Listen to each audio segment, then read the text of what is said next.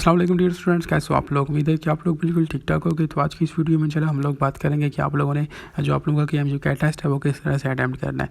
तो first of all हम लोग जो है वो स्टार्ट करते हैं आप लोगों के टेस्ट से एक दिन पहले की बात करते हैं, मगरब के वक्त कि आप लोगों ने क्या करना है। जो भी चीज़ें होंगी वो आप लोगों ने मगरब से पहले रिवाइज़ कर लेनी है, ठीक है। मगरब के बाद आप लोगों ने कुछ भी नहीं करना, क्योंकि उस वक्त बंदा जो कुछ भी स्टडी कर रहा होता है वो उसे लग रहा होता है कि उस यू बिल्कुल फर्स्ट टाइम पढ़ रहा है, ठीक है। तो आप लोगों ने इस चीज़ से बचने के लिए आप लोगों ने क्या करना है, मगरब तक आप लोग जो कुछ स्टडी कर सकते हो उसको स्टडी कर लो, बाकी छोड़ लो, ठीक है।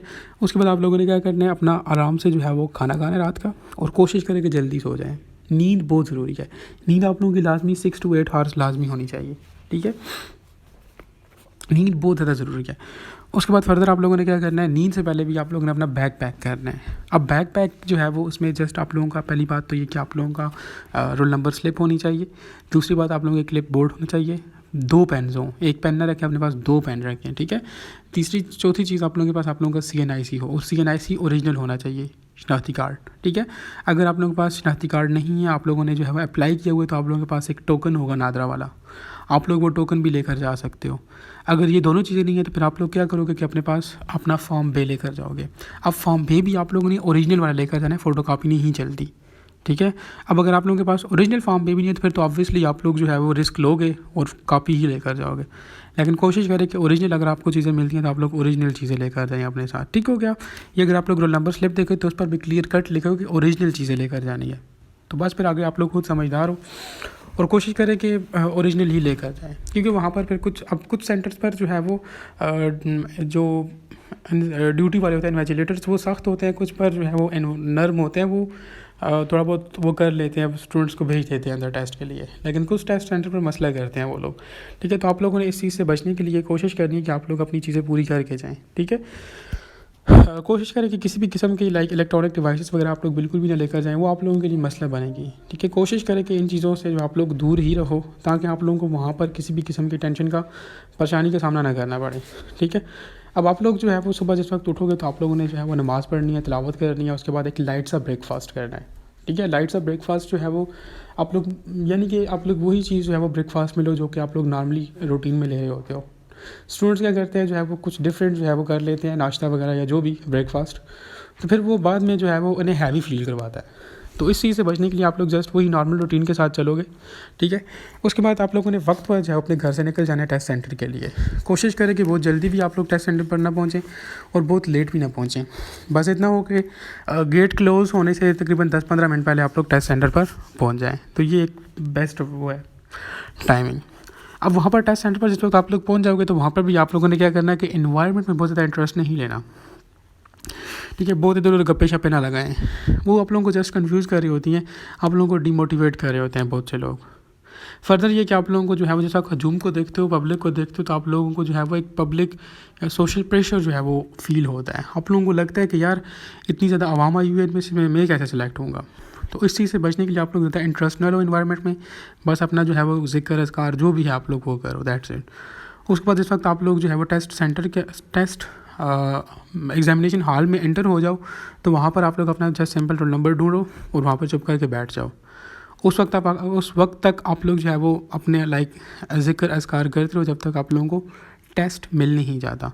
अब टेस्ट आप लोगों को मिल गया, फिर उसके बाद आप लोगों ने क्या करना है, पहली बात तो ये कि रोल नंबर्स वगैरह समटाइम्स लिखे होते हैं, हमारी मरतबा लिखे हुए थे रोल नंबर्स भी, नेम्स भी, सारा कुछ लिखा था। अब मुझे नहीं पता कि इस मरतबा क्या सीन होगा, आप लोगों ने वो चीज़ चेक करनी है। अगर लिखे हुए हैं तो आप लोग जैसे उसको कंफर्म करो कि क्या आपके नेम इन चीज़ों की स्पेलिंग वगैरह ठीक लिखी हुई है या ठीक नहीं लिखी हुई, ठीक है। मोस्टली ठीक लिखी होती है। अगर ये चीज़ें मेंशन नहीं है तो फिर आप लोगों ने ये खुद लिखनी होती है रोल नंबर, और ये पेपर कोड बहुत इंपॉर्टेंट है, ठीक है। अगर नहीं लिखी हुई तो ये रोल नंबर, पेपर कोड, नाम, ये चीज़ें आप लोग सबसे टॉप पे लिखो, पहली प्रायोरिटी ये होनी चाहिए। हाँ, दूसरी बात, आपने अपने साथ वाच घड़ी लाजमी लेकर जाओ यार, ठीक है, क्योंकि आगे मैं जो आपको तरीका बताने वाला हूँ उसमें घड़ी ज़रूरी है आप लोगों के लिए।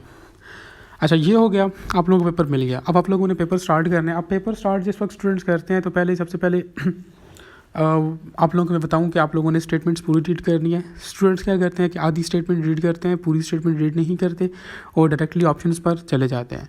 अब क्या पता स्टेटमेंट के लास्ट में उसने कुछ चेंजिंग वर्ड दिया हो या कुछ डिफरेंट हो, ठीक है। तो आप लोगों ने फ़ौरन जो है वो ऑप्शंस पर नहीं जाना, पहले स्टेटमेंट को पूरा पढ़ना है, बेशक आपको आ रही है, आपको समझ आ रही है कि ये क्या कह रहा है, उसके बावजूद आप लोग स्टेटमेंट को फुल पढ़ोगे, ठीक है।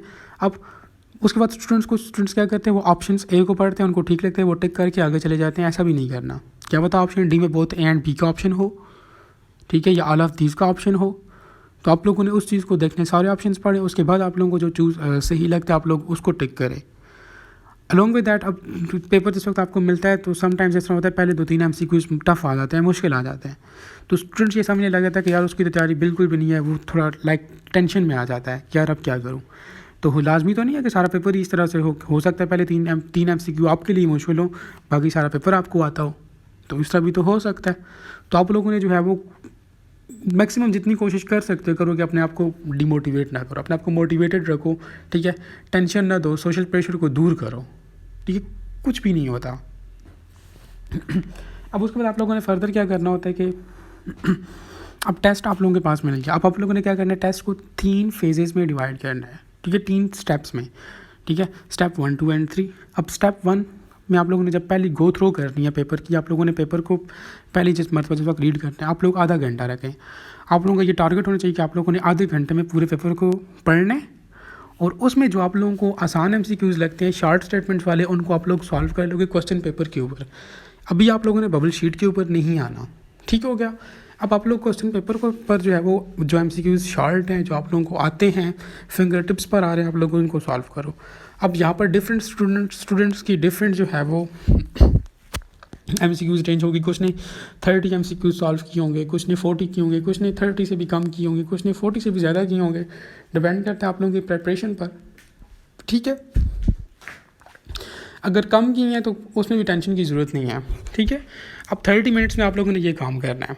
उसके बाद आप लोगों ने जो भी MCQ फिल किए हुए हैं, सॉरी मार्क किए हैं क्वेश्चन पेपर पर, उनको बबल शीट पर उतारना है। आप लोगों ने इस तरह नहीं करना कि पहले एक MCQ जो है वो क्वेश्चन पेपर पर सॉल्व किया, उसको फिर बबल शीट पे उतारा, फिर दूसरा सॉल्व किया, फिर उसको उतारा। ये जस्ट टाइम कंज्यूमिंग आप लोगों के लिए, ठीक है, उस तरह बहुत ज़्यादा टाइम वेस्ट हो जाता है। आप लोग एक मरतबा MCQs करो और उसको केयरफुली जो बबल शीट पर उतारो, ठीक है, फर्स्ट फेज़ वाले। अब उसके बाद सेकंड फेज़ आता है। इसमें आप लोग जब गो थ्रो करोगे तो इसमें आप लोग मोस्टली वो MCQ सॉल्व करोगे जो आपको आते थे, लेकिन उनको आपने सॉल्व करना था, या वो स्टेटमेंट्स या वो MCQ जिनकी स्टेटमेंट्स जो है वो लेंथी थी, या वो MCQ जिसमें आप लोग 2 ऑप्शंस में कंफ्यूज थे। आप लोगों ने अब इस फेज़ में उन MCQs को करना है। अब ये फेज़ थोड़ा लेंथी हो सकता है क्योंकि इसमें आप लोगों ने कैलकुलेशंस करनी होती है, सोचना होता है, कॉन्सेप्ट्स अपने जो है वो निकालने होते हैं अपने दिमाग से। तो ये इस फेज़ को आप लोग 40 मिनट्स दे दो। ये डिपेंड करते हैं आप लोगों की स्पीड पर, और ये वो दिस एंड डैट आप लोग अपनी मर्ज़ी से इसको अरेंज कर सकते हो। लाजमी नहीं है कि मैंने 40 बोला तो आप लोग 40 ही मिनट लोगे। आप लोग बस इस फेज़ में, दूसरे फेज़ में आप लोग वो MCQ सॉल्व करोगे जो आप लोगों को लाइक आते थे, लेकिन उनको सॉल्व करने में थोड़ा टाइम आपको चाहिए था। इसमें आप लोग वो MCQ सॉल्व करोगे, ठीक है। अब जिस वक्त आप लोग ये फेज़ ख़त्म करोगे तो जो आप लोगों के पास मोस्टली स्टूडेंट्स की 60+ MCQs होंगे, कुछ के 80 तक हो जाएंगे। ये डिपेंड करता है वही आप लोगों की प्रिपरेशन पर। अब उसके बाद आप लोगों ने तीसरे फेज़ में जाना है। अब तीसरे फेज़ में आप लोगों के पास 20-30 MCQs बचते होंगे, या कुछ के पास 10-15 भी बचते होंगे। ये डिपेंड करते हैं आप लोगों की प्रिपरेशन पर। अब ये बेसिकली ये वो MCQs बच गए जो आप लोगों को बिल्कुल भी नहीं आते। अब यहाँ पर आप लोगों ने क्या करना है, अब यहाँ पर आप लोगों ने लगाने हैं तुक्के, ठीक है, जो कि पाकिस्तानियों का काम है। तो अब तुक्के लगाने के लिए भी जो है वो थोड़ा दिमाग चाहिए होता है। आप लोग सब MCQs में A B B C C नहीं लगा सकते। सारी जो आप लोगों के पास MCQs बचते हैं उसमें आप लोग ABCD नहीं लगा सकते। इस तरह आप लगाएंगे तो आप लोगों के सारे MCQ गलत हो जाएंगे। आप लोगों ने तुक्के लगाने हैं, गैस लगाने हैं, वो आप लोगों को एजुकेटेड गैस होना चाहिए, ठीक है। फजूल में वैसे ही बबल शीट फिल नहीं कर रही, एजुकेटेड गैस लगाना है। गैस लगाना भी है तो एजुकेटेड गैस लगाना है। अब एजुकेटेड गैस कैसे लगाते हैं, अब फॉर एग्जांपल आप लोगों के पास कोई MCQ है वो आपको नहीं आता, ठीक है। अब उसमें आप लोगों ने क्या करना है, उसमें आप लोगों ने उस स्टेटमेंट को पढ़ना है, ठीक है। स्टेटमेंट को आप लोगों ने पढ़ लिया। अब आप लोगों के पास ऑप्शन आते हैं, 4 ऑप्शन। अब ये MCQ आपको बिल्कुल भी नहीं आता, आप लोगों को पता ही नहीं कि ये कहाँ से आया है, किधर से आया है, आप लोगों को पता ही नहीं है। अब आप लोग क्या करोगे कि ऑप्शंस को एलिमिनेट करना शुरू कर दोगे। अब देखो जिस वक्त आप लोगों के पास 4 ऑप्शंस होते हैं तो उस वक्त आप लोगों के पास जो है MCQ को ठीक करने के जस्ट 25% चांसेस होते हैं, और 75% चांस होता है कि आपका MCQ गलत हो जाए। और मोस्टली MCQ गलत ही होता है, क्योंकि देखो 75% चांस है कि गलत हो जाए, और मेजोरिटी अथॉरिटी होती है। अब आप लोगों ने क्या करना है कि इस मेजोरिटी को ख़त्म करना है। आप लोगों ने एक दो ऑप्शंस को रिमूव कर लेना है। अब फॉर एग्जांपल एक स्टूडेंट दो ऑप्शंस को रिमूव करता है, अब उसको दो ऑप्शंस में कन्फ्यूजन है, तो दिस मीन्स दैट उसके पास अब 50% चांस है कि वो MCQ को ठीक कर ले। ठीक है, अब देखो आप लोगों ने ऑप्शन एलिमिनेट किए तो आप लोगों के पास जो ठीक करने के चांसेस थे वो 25 से 50 हो गए। दिस मीन्स दैट इंक्रीज़ हो गई, ठीक है, MCQ को ठीक करने के चांसेस इंक्रीज़ हो गए। तो आप लोगों ने इसी तरह का एलिमिनेशन मेथड यूज़ करना है। उसके बाद जो है वो आप लोगों ने दो ऑप्शंस फिर आपको फर्दर समझ नहीं आ रही तो आप लोग उसमें फिर तुक्का लगा सकते हो। फिर आप लोगों के पास 50% चांसेस होते हैं कि आपका MCQ ठीक हो जाए। ठीक है, और मोस्टली ये MCQ ठीक ही हो जाते हैं। ठीक है, और अब दो ऑप्शन में भी आप लोगों को फर्दर कन्फ्यूजन होती है, आप लोगों को समझ नहीं आती कौन सा लगाएं।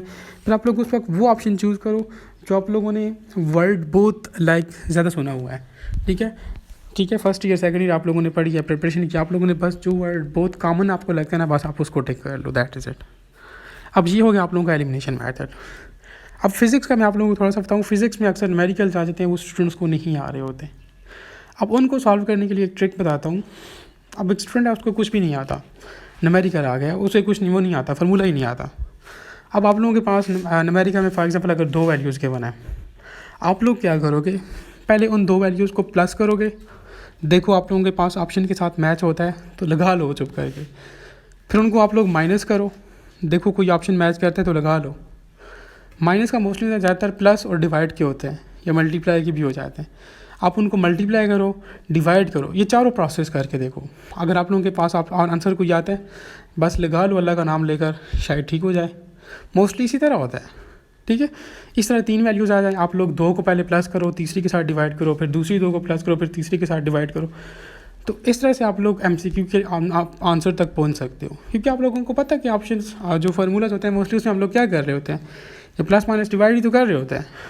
तो बस आप लोग खुद से वैल्यूज़ को अरेंज करके प्लस माइनस डिवाइड, अगर आपको नहीं आता है तो वो तो आप लोग करोगे ऑब्वियसली। ये उन स्टूडेंट्स के लिए बता रहा हूँ जिनको नहीं आ रहा होता। तो फिर आप लोग क्या करोगे, ऑप्शंस मार्क कर लोगे, इन दिस एंड डेट पे आप लोग अपना MCQ ठीक कर सकते हो। ठीक हो गया।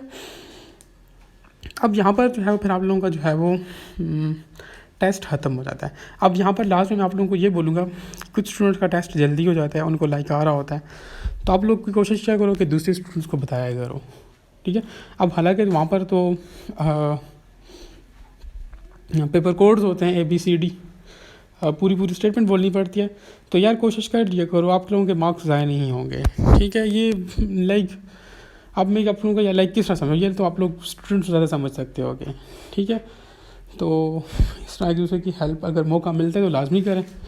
और इन दिस एंड आप लोग अपना कैट टेस्ट जो है वो अटैम्प्ट कर सकते हो। और उम्मीद है कि आप लोगों ने इससे काफ़ी कुछ सीखा होगा। कोशिश करोगे इन चीज़ों को इम्प्लीमेंट करो तो इंशाल्लाह आप लोगों का पेपर अच्छा होगा। और हाँ, अगर किसी MCQ के लास्ट में आर या नन आता है, अगर तो MCQ आपको आता है तो आप लोग तो उसको एज इट इज़ लगाओगे। ठीक है, जो भी ऑप्शन आपको लगता है। लेकिन अगर आप इन केस आपको कोई MCQ नहीं आता, उसमें नन और आल का ऑप्शन है, तो आप कोशिश करो कि वो ऑप्शन लगा लो, तो वो सबसे बेस्ट रहेगा आप लोगों के लिए। ठीक है,